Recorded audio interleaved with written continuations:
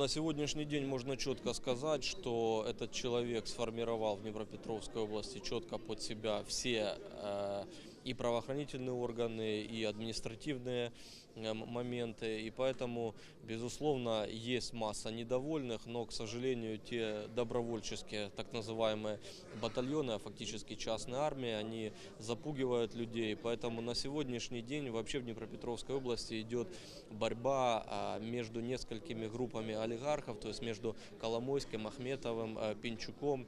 Вы знаете, что тот же самый Пинчук обратился в Генпрокуратуру с тем, что его вроде бы там на телеканалах у Коломойского дискредитируют. Поэтому сегодня ситуация очень сложная, очень сложная. Люди, безусловно, ну скажем так, на кухнях обсуждают все эти вопросы, связанные с беспределом, происходящим в Днепропетровской области, но и администрация, и их сателлиты делают вид, что в Днепропетровске стабильность, в Днепропетровске все спокойно.